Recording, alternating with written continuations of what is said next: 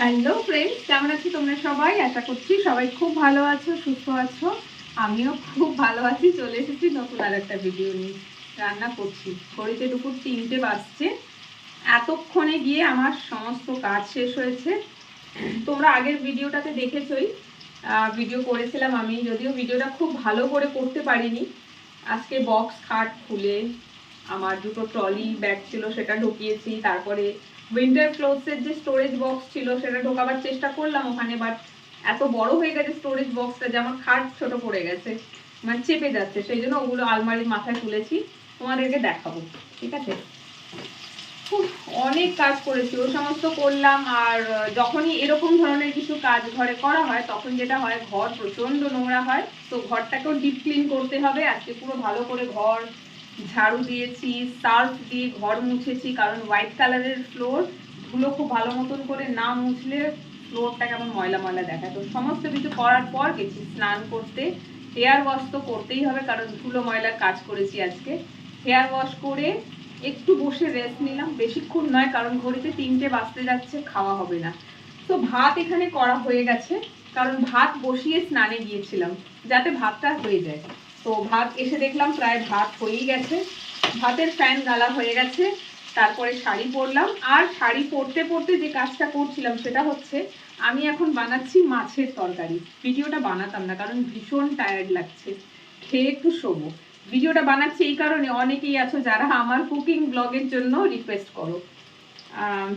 Cooking blog মানে আমি যে খুব আহামরি কিছু ভালো কুক করি বা কুকিং ব্লগটা সেরকম কুকিং ব্লগের মতন করে তোমাদের সামনে প্রেজেন্ট করি তাও নয়, খুব নর্মালি ব্লগ বানাই। তবুও অনেকেই রয়েছে যারা আমাকে রিকোয়েস্ট করে কুকিং ব্লগের জন্য। তো আজকে সেই জন্যই আমি ভাবলাম যে না চলো আজকে ব্লগটা বানিয়ে নিই, কারণ রোজ রান্না কিন্তু আমি করি না, তাই ব্লগ রোজ আসে না। তো আজকে আমি বানাচ্ছি মাছের ঝাল, ঝোল কি বলবো, ওই ঝাল কাম ঝোল বানাবো। মানে খুব দগদগে ঝোলও হবে না, আবার মাছের কালিয়ার মতন মাছটা শুকনো হবে না, একটু মাখো মাখো থাকবে। তো দেখো এখানে মাছ, এই যে আমি ভেজে নিয়েছি, আর তার সাথে ওপরে রয়েছে আলু, যেটা ভিডিও শুরুতেই দেখলে ভাজা হয়ে গেছে, আমি তুলছিলাম। ভিডিওটা যাতে খুব বেশি বড় না হয় সেই জন্য এই কাজটা এগিয়ে রেখেছি, কারণ ভিডিওতে এটা দেখাবার কিছু নেই। মাছ ভাজতে সবাই জানো, আলু ভাজতেও সবাই জানো, করে নিয়েছি। তারপরে এই যে এখানে পেঁয়াজ দিয়েছি, পেঁয়াজটা ভাজা ভাজা হচ্ছে, আমি এবারে এর মধ্যে মশলা দিয়ে দেবো। ভিডিওটা খুব বেশি বড় করতে চাইছি না, সেই একটা কারণ আর কি, যাতে ভিডিওটা বড় না হয়, তাই আমি একটু আগে আগে সব কাজ করে নিয়েছি। ব্যাস, মশলা দিলাম, সরি, তার সাথে একটু নুন দিয়ে দেবো।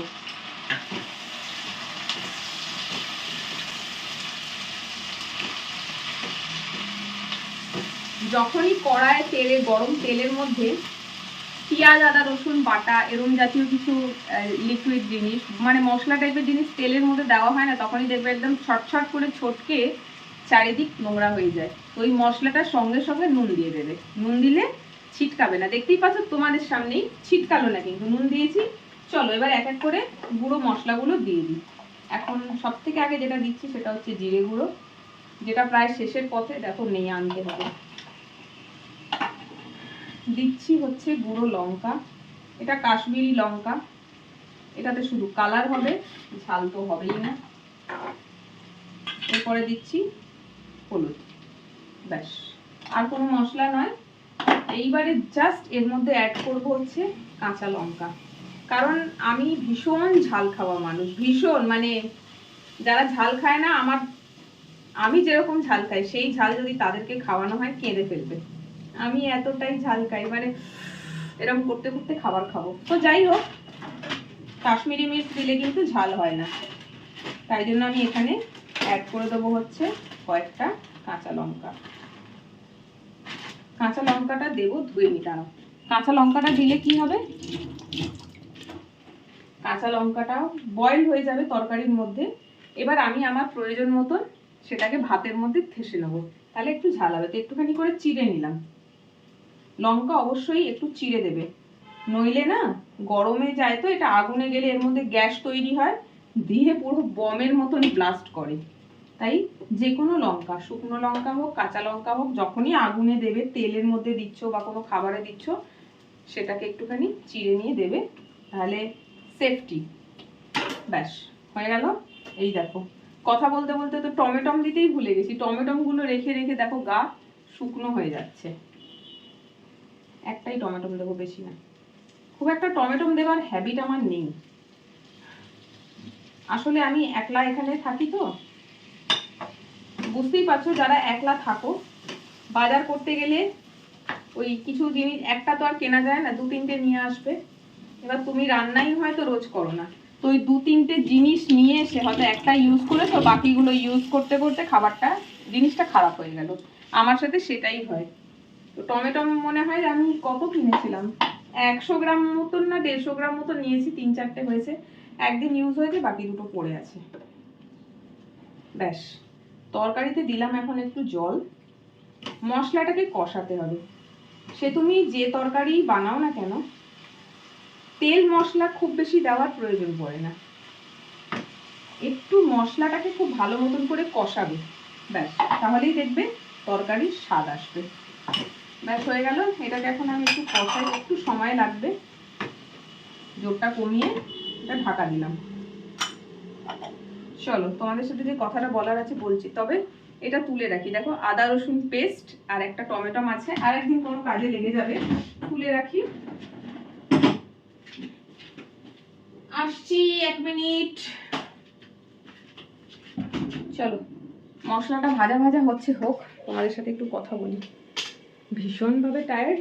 আর আজকে কেউ একজন মনে হয় কমেন্ট করেছিল যে মাথায় গামছাটা একটু অন্য রকম ভাবে বাঁধবে, ঠিক খেয়াল নেই অন্য গামছা বলেছিল না অন্য রকম বলেছিল, বেঁধে ব্লগ করবে। তো দেখো আজকে আমি গামছাটা একদম অন্য রকম ভাবে বেঁধেছি।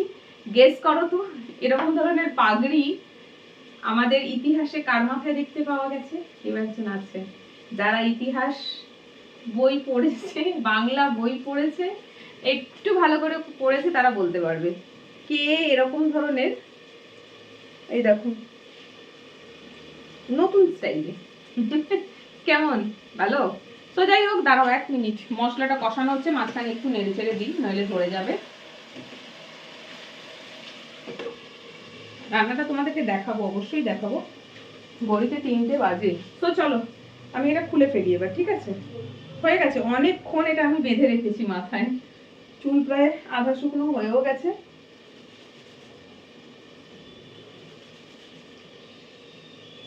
এমনিতে পড়ে পড়ে ল্যাদ খাই, ইচ্ছে করে না কাজটা করতে, বাট যেদিন মন হবে সেদিন সব করব। মানে আজকে দেখো বক্স খাট খুলে তার মধ্যে জিনিস ঢুকিয়েছি, ঘর ক্লিন করেছি, স্নান করেছি, তারপরে আবার রান্নাও করছি। আর এই রান্নাটা অন্যদিন করতে ইচ্ছে করে না, সেদিন এসে শুয়ে আছি ব্রেড খাচ্ছি। তো যাই হোক ইচ্ছের উপরই ডিপেন্ড করে সবকিছু, সবসময় সেই ইচ্ছেটা থাকে না রান্না করব। আমি কিনে খাই খাবার, তবে খুব বেশি নয়। এক তো হলো বাইরের খাবার অতটা মানে হেলদি হয় না, প্লাস টাকা অনেক বেশি চলে যায়, খাবার আসে পরিমাণে অনেক কম। এইসব কারণের জন্য খাবার খুব একটা কিনে খাই না, প্লাস পয়সাটাও তো চলে যায়। ওই পয়সায় ঘরে জিনিস নিয়ে এসে রান্না কিন্তু করলে পরিমাণে অনেকটা হবে। সো এত কিছু ভেবে খুব একটা বাইরে থেকে অর্ডার করি না, তবে খাই না তা নয়, মাঝে মধ্যে, খুব বেশি নয়। ব্যাস আজকে কিন্তু কোনো হেয়ার ড্রাইং ব্লগ আমি করছি না, ঠিক আছে? অন্য সময় হলে হয়তো হেয়ার ড্রাইং ব্লগ আলাদা করে করতাম, বাট আজকে ইচ্ছে করছে না আমার। বুঝতেই পারছো কেন ইচ্ছে করছে না, এত পরিশ্রম করার পর কার ইচ্ছে করে, তবুও তো ব্লগটা বানাচ্ছি। তো যাই হোক চলো ঘরটা তোমাদেরকে দেখাবো, ঘরটা তোমাদেরকে দেখাবো। একটু আগে বললাম না যে আগের ব্লগটায় দেখেছো স্টোরেজ বক্সগুলো বক্স খাটের ভিতর রাখা যাচ্ছিল না, কোথায় রেখেছি সেটা তোমাদেরকে দেখাবো। একটু দাঁড়িয়ে যাও।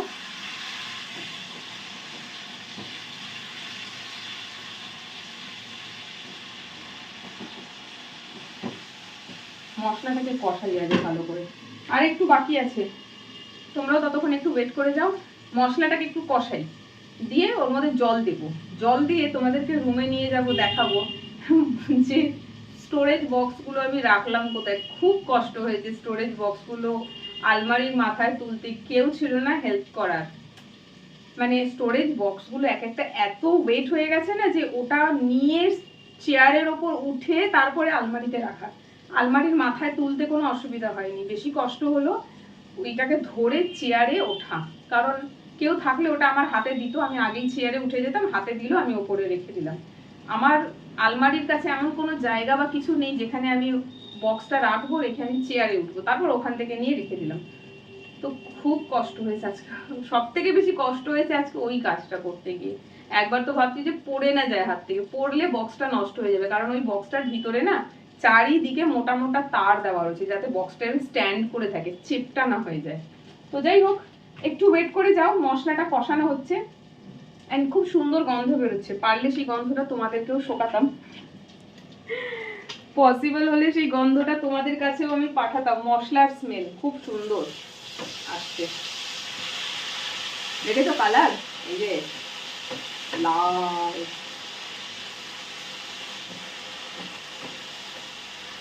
তো একটু ওয়েট করো, আর একটু ভালো করে মশলাটাকে কষাই, দেন জল দেবো, দিয়ে তোমাদেরকে দেখাবো যে বক্সগুলো কোথায় রেখেছি আমি। চলো তোমাদেরকে দেখাই আমার রুমটা এখন কি হালে আছে। ওই যে দেখো আলমারি, আলমারির মাথায় স্টোরেজ দুটো তুলে দিয়েছি। আলমারির মাথায় স্টোরেজটা তুলতে একটাই লাভ হলো, কি লাভ বলো তো? সেটা হচ্ছে ওই যে চেন দেখা যাচ্ছে, আমি আমার ইচ্ছে মতন যদি প্রয়োজন পড়ে ওখান থেকে যখন ইচ্ছা সেটা বের করতে পারবো। কিন্তু প্রবলেম একটা, কি সেটা হচ্ছে প্রচণ্ড ধুলো পড়বে, আমাকে রেগুলার বেসিসে সেটা পরিষ্কার করতে হবে। তো যাই হোক, ভেতরে রাখলেই ভালো হতো, কারণ উইন্টার ক্লোথস তো আর সামার সিজনে বা উইন্টার সিজনে আমাদের, সরি সামার সিজন বা রেইনি সিজনে প্রয়োজন পড়বে না। যদি না আমরা কোথাও বেড়াতে যাই শীত প্রধান দেশে, তাহলেই দরকার পড়বে, আর আমি এত বেড়াতে যাই না, তাই আমার প্রয়োজনও পড়বে না। তো যাই হোক, আপাতত একটা গতি করেছি ওগুলোর। আর এই হচ্ছে আমার বেড, দেখো কুশন কভারগুলো চেঞ্জ করব, ওখানে কুশন কভার বের করে রেখেছি, আর বেডশিটও ওখানে বের করে রাখা রয়েছে, বাট বেডশিট বিছানো হয়নি কারণ আর শরীরে জোর নাই। ওটা করব মানে ওটা নিয়ে আমি একটা ব্লগও বানাবো, বাট আজকে আর পারছি না।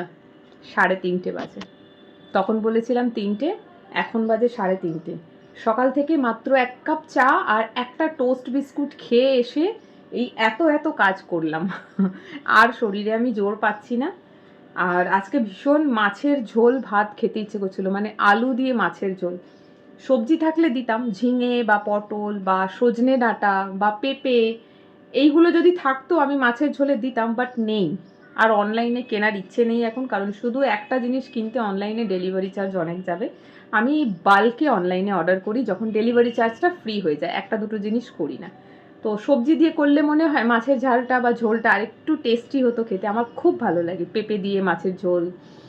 এখন সজনে ডাঁটার সময় ডাঁটা দিয়ে ঝোল, আচ্ছা ঝিঙে দিয়ে মাছের ঝোল, পটল দিয়ে মাছের ঝোল দারুণ লাগে, আমার মা বানায়।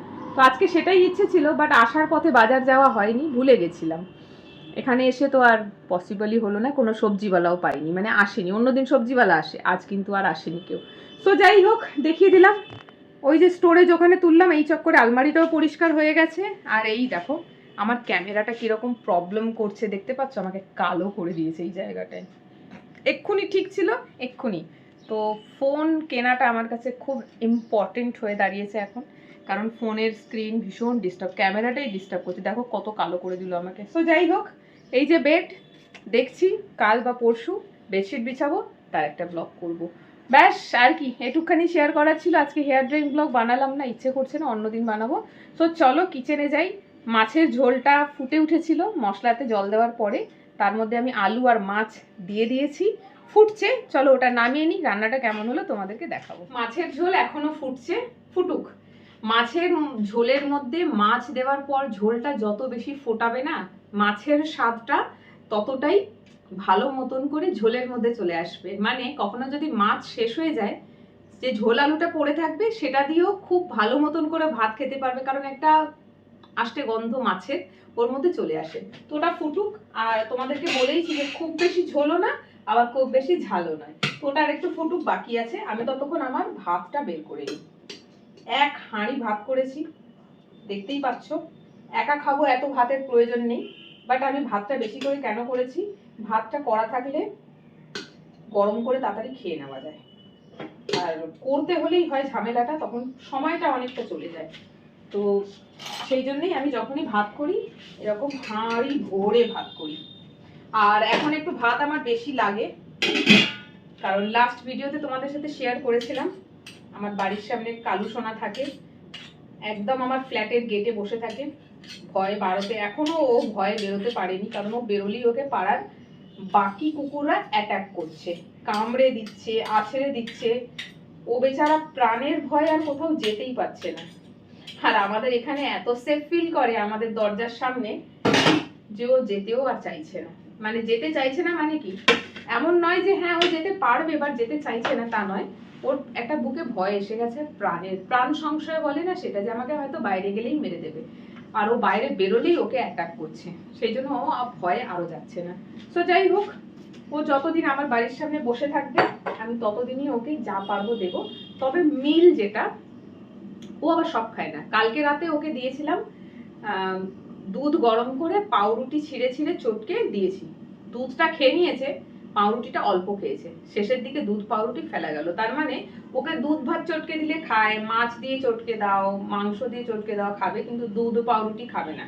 ওকে রোজই আমি রাত্রিবেলা করে যেটা ওয়ান টাইম মিল দিই, কারণ দুপুরে বাড়ি থাকি না, আর আমার ছেলেকে দিতে বললে ও ঠিক করে বুঝে দিতে পারে না বা দেয়ও না, চেষ্টাটাও করে না, পারে না কথাটা ভুল বলবো, চেষ্টাও করে না। সেই জন্য ওকে দুপুরবেলা, সকালবেলা, সন্ধ্যাবেলা করে পার্লেজি বিস্কুট দেওয়া হয়, কারণ ও পার্লেজি বিস্কুটটা খুব পছন্দ করে খায়।